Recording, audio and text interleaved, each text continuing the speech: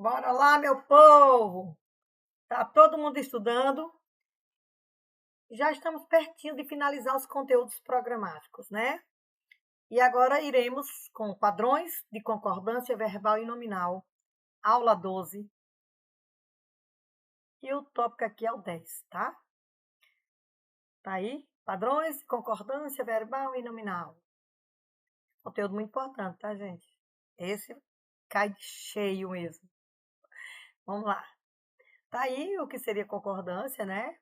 É o mecanismo pelo qual as palavras alteram sua terminação, ou seja, a desinência, né?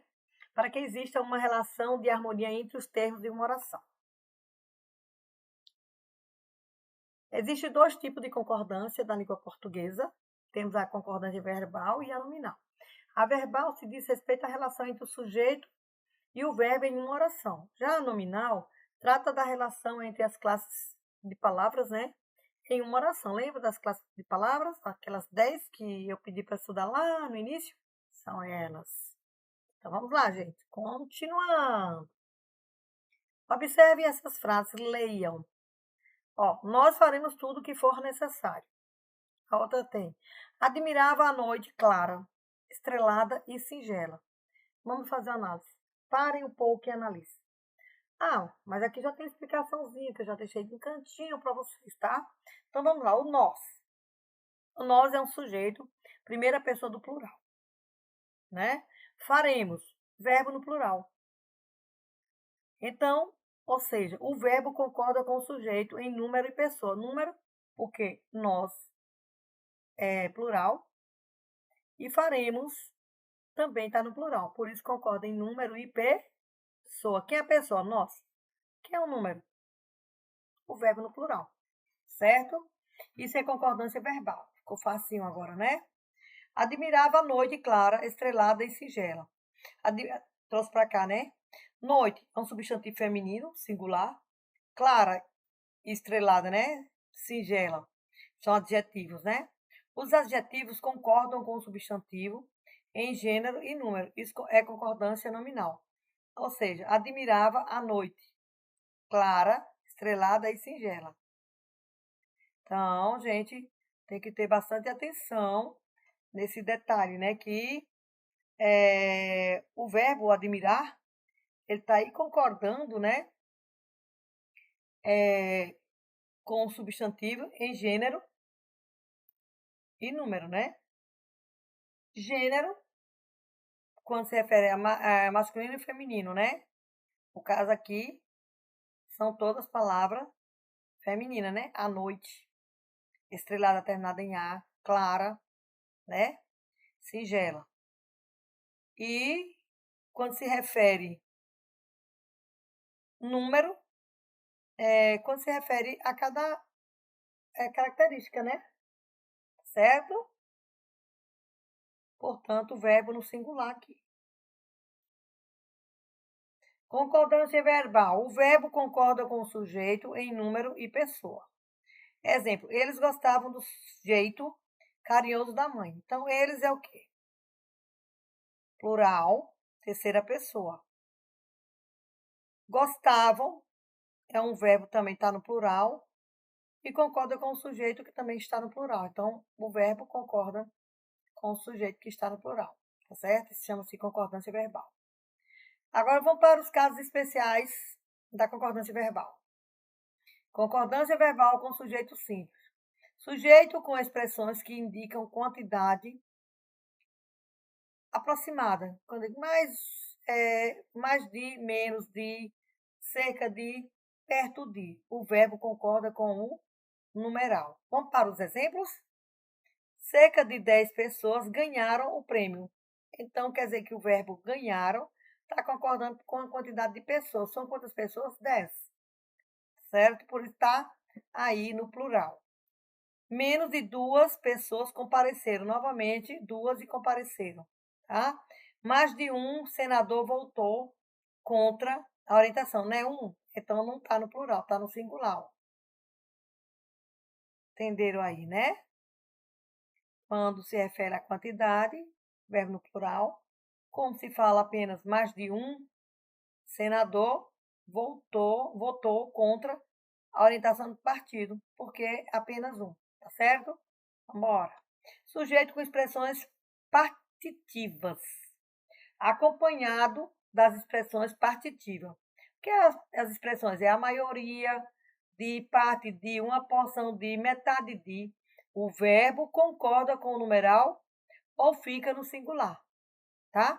Fica ou um ou outro estará correto. Por exemplo, 50% da população voltaram, então voltou, pela redução de impostos. Então tem que decorar essas palavrinhas aqui, ó, tá? Essas expressões que vai ajudar bastante. O verbo fica no singular ou no plural, tá? Pesquisa mostra que metade dos brasileiros se protege, né? Da radiação solar. Tudo entendido aí, né? Sujeito representado por nome próprio no plural.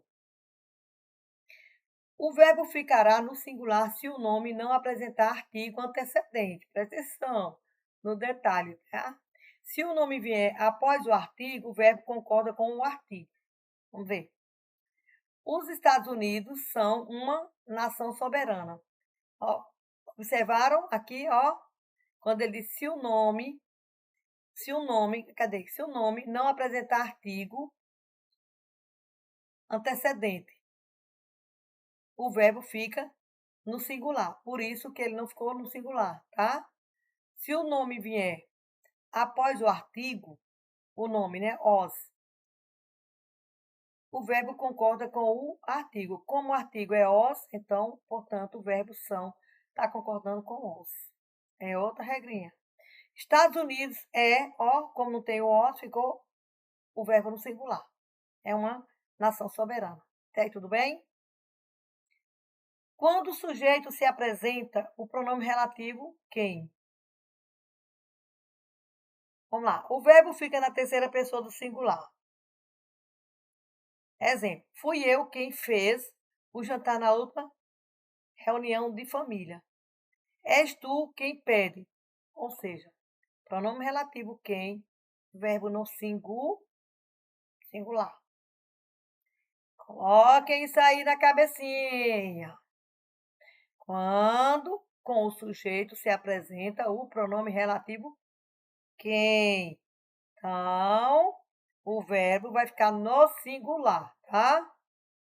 Casos especiais com sujeito composto. Sujeito composto antes do verbo. Tem um sujeito composto que vem antes do verbo. Então, o verbo vai para o plural. Quando eu falo Paulo e Helena, que é um sujeito composto, que é formado por duas pessoas que estão namorando, tá? Cadernos e folhas ficaram em cima da mesa. Então, quando está no composto, o sujeito, verbo no plural, tá? Sujeito composto após o verbo. Agora vai para depois do verbo, porque aqui nesse caso está antes do verbo. Depois do verbo agora, hein? O verbo fica no plural ou concorda com o termo mais próximo. Entraram na sala o professor e os alunos. Certo? Então, ficou aí essa regra bem tranquila, né? Por quê? Se o sujeito composto vier, né? Como aqui depois do verbo, que ó, professor e os alunos, o verbo ficará no plural, como entrou aqui, então entrou. Ou no singular, concordando com o mais próximo. Quem é o mais próximo? Professor. Ok? Então, mais uma regrinha. Sujeito composto. Sujeito formado por núcleo de palavras sinônimas. Vamos lá. O verbo pode ficar singular ou ir para o plural. Tá vendo, gente? Quando o sujeito é formado por núcleos de palavras, não apenas uma palavra, mas por núcleos, como alegria e felicidade. Não, nesse caso aqui, não está se referindo a pessoa, né? Está se referindo a palavras. Então, alegria e felicidade é ou são o melhor desta vida. Então, pode ser tanto no singular como no plural o verbo, tá? A coragem e o destemor fez ou fizeram dele um herói. Sujeito resumido por termos como alguém, ninguém, tudo, nada, isso. O verbo fica no singular. Com essas palavrinhas, o verbo vai ficar no singular. Prosperidade, segurança e alegria. Ó, isso é o que quero para a minha vida. ou para minha família, como está aqui, né? Doces, salgados, bebidas e enfeites, tudo está preparado para a festa. Então, diante dessas palavrinhas aqui, ó, verbo no singular, ok?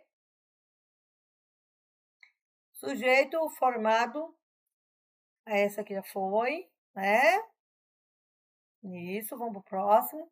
Sujeito composto, ainda, formado por núcleos dispostos em gradação. O verbo fica no plural ou no singular. Vamos lá. Vai degradando, né? Primeiro ano, depois um mês, depois semana, né? Depois o dia. Então, um ano, um mês, uma semana, um dia é ou são necessários para resolver esse problema. Então, o verbo tanto pode ficar no plural quanto no singular. Uma palavra, um gesto, um mínimo, um sinal, bastava ou bastavam para mim. Se ficar bastavam, tá certo? Se ficar bastavam, tá correto também. Plural, singular. Sujeito coletivo. Sujeito coletivo, gente, o verbo concorda com a forma do substantivo. A multidão gritou e vibrou. Porque a multidão, apesar de ser uma quantidade de pessoas, né, tudo junto, a multidão se torna aí basicamente um singular, né? Portanto, vai ficar o verbo no singular, tá? As multidões, como o as está aqui, então é gritar. O as vai concordar com o verbo, tá? Sujeito coletivo, distanciando do verbo, ou seja, distanciado do verbo, o verbo pode ir para o plural. Se o coletivo não tiver muito próximo, né? Por exemplo, o bando, apesar do forte policiamento, assaltaram o banco. Então, isso quer dizer que o verbo ele pode ir para o plural, tá? Se ele estiver distante, né? Daqui, ó. Sujeito coletivo, tá? Os bandos, apesar de forte, assaltaram os bancos, né? Então, vai concordar aqui, devido a ele estar distante, tá? Sujeito coletivo com adjunto nominal no plural. O verbo ficará no singular ou no plural. Por exemplo, a multidão de fãs delirou ou deliraram com o espetáculo. Gente, quem ainda não tem conhecimento de adjuntado nominal, tá? É bom dar uma voltinha lá. Então, pegar uma aula, uma videoaula, dar uma assistidinha para compreender essa questão aqui, tá? Mas depois eu faço uma síntese em cima disso aqui, ok?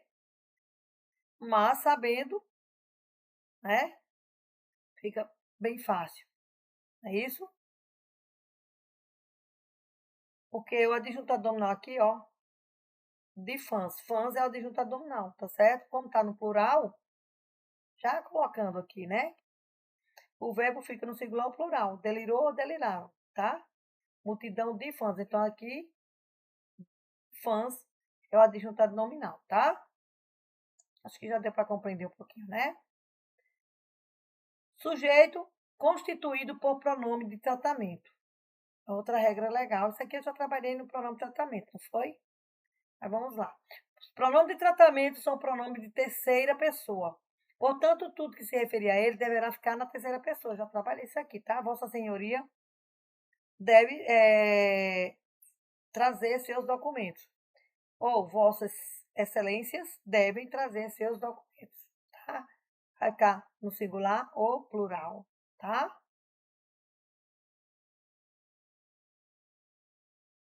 Concordância com verbos impessoais, né? Com verbos impessoais, o verbo deverá ser conjugado sempre na terceira pessoa do singular, visto não possuírem sujeito. Então, o verbo haver, né? Fazer. Havia manifestantes em todas as ruas. Faz 10 anos que não te vejo. Então, gente, como já foi trabalhado verbos, né? sabemos que esses verbos aí, eles são impessoais, tá? E ele deverá ser conjugado sempre na terceira pessoa singular, né? Visto que não possui sujeito, certo? Então, tá aqui, ó. Havia manifestantes em todas as ruas. Faz 10 anos que não te vejo. Acho que ficou tranquilo isso aí, né? Terceira pessoa, né? Vamos para o próximo slide, né? Quando fizer a atividadezinha, vai ficar mais leve, mais tranquilo para compreender, né?